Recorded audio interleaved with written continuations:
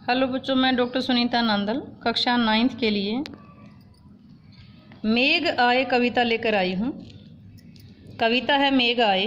मेघ का मतलब है बादल। देखो इसमें यहाँ इस चित्र में दिखाई दे रहे हैं, बादल उमड़ते घुमड़ते चले आ रहे हैं। मेघ आए कविता के कवि हैं श्री सर्वेश्वर दयाल सक्सेना। बड़ी ही मज़ेदार कविता है। इस कविता के माध्यम से आप देखेंगे कि पूरी कविता में मानवीकरण अलंकार है। मानवीकरण अलंकार क्या होता है? जिस कवि में जड़ पर चेतन का आरोप लगाया गया। यहाँ देखो, ये जो मेघ है ये एक पाहुना, अतिथि, मेहमान का प्रतीक है। जैसे कोई अतिथि, कोई मेहमान, कोई पाहुना अपने ससुराल में आया हो।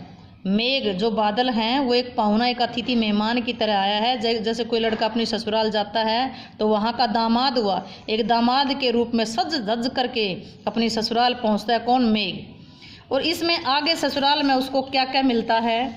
देखो, ये जो पेड़ है, ये पेड़ एक गांव में बड़े, जो पीपल का पेड़ है वो एक गांव के बड़े बुजुर्ग का प्रतीक है।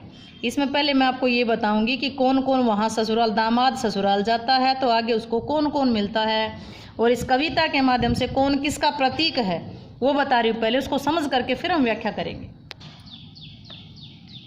इस कविता में शब्द आएगा धूल। धूल भागी घाघरा उठा करके। धूल, धूल किसकी प्रतीक है? गाँव की युवती की प्रतीक है। गाँव की कोई युवती है, उसको धूल माना गया। धूल उसको दामाद को देख करके अपना घाघरा ऊपर करके कभी गिर ना जाए, घाघरा उठा करके भागती है, तो धूल है युवती का। पेड़, पीपल का पेड़ था। पेड़ किसका प्रतीक है? गांव के बड़े बूढ़े लोगों का। गांव के बड़े बूढ़े जो लोग हैं वो पेड़ के प्रतीक माने गए हैं। उनमें से पीपल का पेड़ जो सबसे बड़ा, और पीपल के पेड़ की आयु सबसे ज़्यादा मानी गई है। तो यहाँ जो पीपल का पेड़ ने आगे बढ़कर जुहार की। पीपल का पेड़ जो गाँव के सबसे बुजुर्ग व्यक्ति का प्रतीक है। नदी, नदी में गांव में रहने वाली जो बहुएं हैं उनके प्रतीक है। नदी जो गांव में जो शादी होकर के आई हैं उस युवती का प्रतीक है। विवाहित युवती का प्रतीक है। धूल तो कुंवारी लड़की, कुंवारी लड़की का प्रतीक है। नदी विवाहित युवती का प्रतीक है। लता, लता क्या है? लता है उस जो जाता है, दामाद जाता है, उसकी पत्नी है, उसकी प्रेमिका है। ताल क्या है? ताल ये परिवार के सदस्य हैं। ताल जो तालाब है वो परिवार के सदस्य हैं। फिर देखिएगा, धूल छोटी युवती है। नदी है शादीशुदा जो बहू है या शादीशुदा विवाहिता युवती है वो है। पेड़ है गांव के जो बड़े बूढ़े हैं वो हैं। पीपल का पेड़ कविता के बीच में आएगा। पीपल का पेड़ है वो गांव के सबसे बुजुर्ग व्यक्ति का प्रतीक है। नदी विवाहित युवती का है।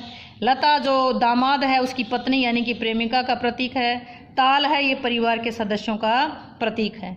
तो आइए अब कविता पढ़ते हैं कि आगे कविता में क्या आया। बड़ी ही मज़ेदार कविता है। आइए कविता पढ़ते हैं, मेरे साथ साथ दोहराइएगा। मेघ आए बड़े बंठन के संवर के। मेघ आए बड़े बंठन के संवर के। आगे आगे नाचती गाती बयार चली। बयार हवा होती है। दरवाजे खिड़कियां खुलने लगी गली गली। पाहुन जो आए हों गांव में शहर के। मेघ आए बड़े बंठन के संवर के। फिर देखिएगा, मेघ आए बड़े बंठन के संवर के।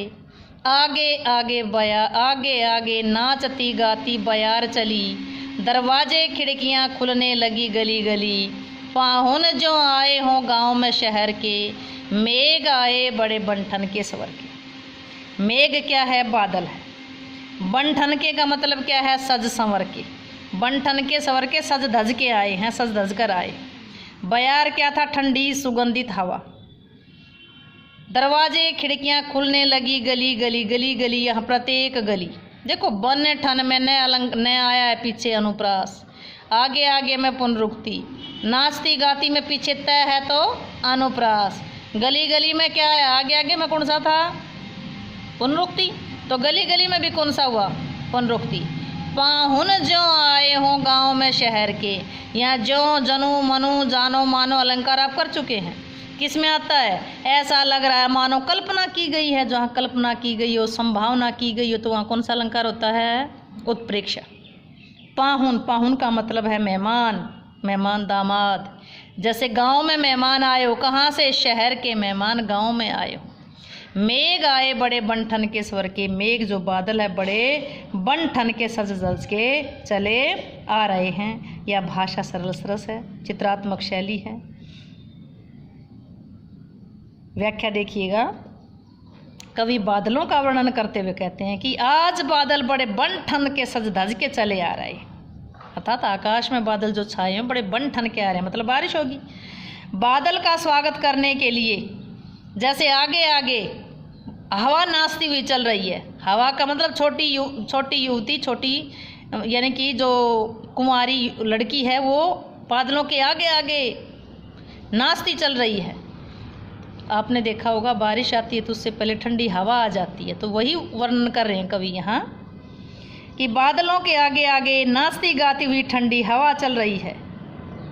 जिस प्रकार शहर के मेहमान को देखने के लिए लोग, गांव के लोग अपने प्रत्येक गली के दरवाजे खिड़कियां खोल देते हैं, उसी प्रकार आकाश में बादल छा जाने से लोग बादलों को देखने के लिए घरों के दरवाजे खिड़कियां भी खोल देते हैं। जैसे आकाश में बादल छाए हैं, भाई अब तो बादल हो गए, ठंडी हवा आएगी, खिड़कियां खोल दो, तो बादलों को देखने के लिए दरवाजे खिड़कियां खोल देते हैं। उसी प्रकार गांव में शहर के मेहमान आते हैं, दामाद आते हैं, तो उन्हें देखने के लिए प्रत्येक गली के दरवाजे खिड़कियां भी खुलने लगते हैं। कहने का मतलब ये है कि जब बादल आते हैं, कैसे आते हैं बादल? सज धज के बन-ठन के सवर के आते हैं, तो बादल के छा जाने से वातावरण खुशी का बन जाता है। फिर देखिएगा, आज बादल बड़े बन-ठन के सज धज के चले आ रहे हैं, उनके आगे नाचती गाती ठंडी हवा चल रही है। जैसे बादलों को देखने के लिए गांव के लोग प्रत्येक गली में अपने दरवाजे खिड़कियां खोलने लगते हैं, उसी प्रकार शहर का मेहमान जब गांव में आता है तो उसे देखने के लिए लोगों के दरवाजे खिड़कियां खुलने लगते हैं। बादल बड़े बन-ठन के सज धज के चले आ रहे। काव्य सौंदर्य देखिएगा, बड़ा ही सुंदर पद्यांश है। एक एक शब्द बहुत ही आसान शैली में कराया जा रहा है। इसमें बादल का और हवा का मानवीकरण किया गया है। भाषा सरल सहज भावानुकूल है, शैली चित्रात्मक है, छंद मुक्त है। आगे आगे गली गली में पुनरुक्ति आया है। पाहुन जो आए हों, यहाँ उत्प्रेक्षा अलंकार है। नाचती गाती बन-ठन में अनुप्रास अलंकार है। दृश्य भीम प्रसाद गुण और अभिदा शब्द शक्ति है। उम्मीद है कि आपको ये कविता बहुत अच्छी लगी होगी। अच्छी लगी हो तो वीडियो को लाइक करें, शेयर करें, चैनल को सब्सक्राइब करना ना भूलें।